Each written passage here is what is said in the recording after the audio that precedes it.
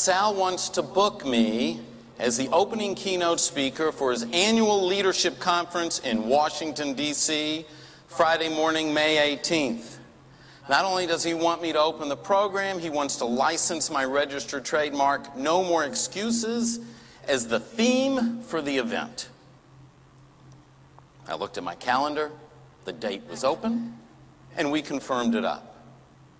About a week or so later, I noticed that some of my personal dates were not on my business calendar. Silly little things like Allison's confirmation, our spring family vacation, and my daughter Jackie's high school graduation.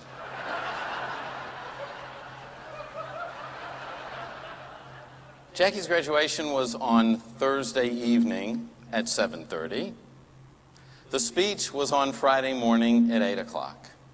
And I got to tell you, the only way out of St. Louis after 7 o'clock at night is on a donkey. Well, Sal was a friend. I'd worked with him before. We had a great relationship. I figured I'd call him up, explain the situation. Surely he would understand. Sal, how's it going? It's Sam. You know that program Friday morning? I've got this graduation conflict. Could we push it off to the afternoon? Could I do it the following morning? The only thing Sal said to me was, Sam, what about no more excuses? So I got off the phone and I started to think about my options. I realized immediately I had two. One, I could call in sick at the last minute, have one of my speaker buddies cover for me. And then I thought, well, Jackie is my third child.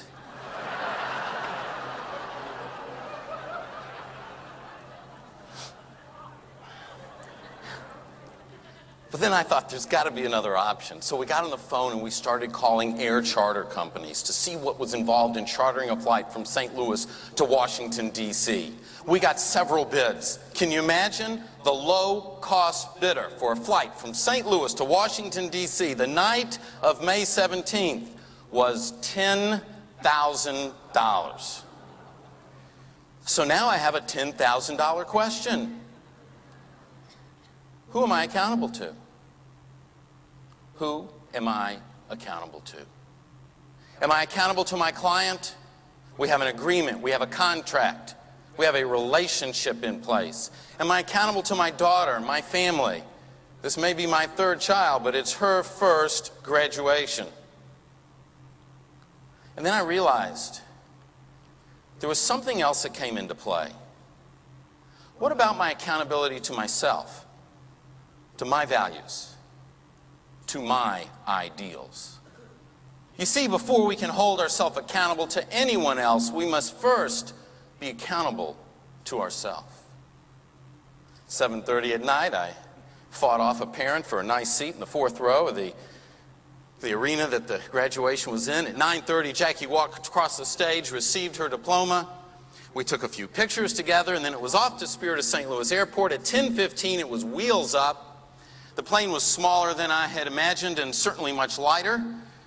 But then, again, so was my wallet. After takeoff, there was a storm in the area and the plane bounced around, and the thought occurred to me, maybe it wasn't such a good idea to go with the low-cost bidder. But things smoothed out, and by 2:30 in the morning, I'm slipping between the lily whites in my hotel room in Washington. I get up the next morning and deliver my program. You know, it takes self-discipline to live our life with ethics, morality, and integrity. But when we do, we very often achieve what it is that we desire. Successful people don't make excuses when they fail, and they don't accept them from others either. Leaders admit fault. Even our founding father, George Washington, when he was asked, did you chop down the cherry tree? He said, I cannot tell a lie, I did it.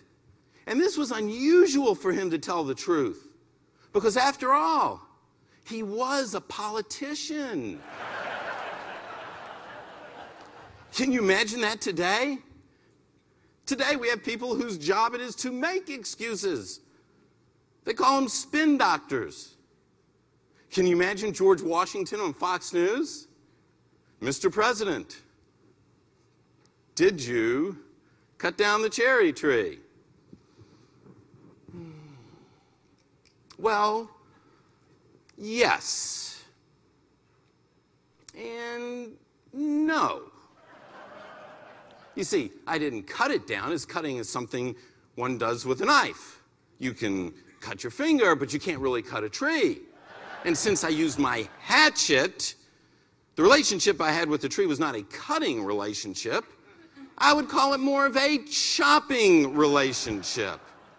And I did not cut it down. As see, the stump is still standing, and since that is part of the tree, is an alleged claim exaggerated by those people who have some personal vendetta against me. And after all, I was looking for weapons of mass destruction. And let me make this point perfectly clear. I did not inhale. Don't we hate it when politicians give us those lame excuses? Secret number 2. Think and plan strategically. I once had the opportunity to sit with a very successful individual, and I asked him, what's your secret to success? He said, Sam, do the right things consistently. Do the right things consistently. So many times we get to the start of the day, we have a legal pad with a list of things to do on there, and we think success is just checking things off. We haven't even taken the time to realize what needs to be on that legal pad. And if you're going to do the right things consistently, you have to take the time to stop and ask, what are my right things? Look at them as daily right things, weekly right things, monthly or annually, but you have to know what your right things are. I love it, man. Next secret. My youngest daughter, Allison, is 17 years old.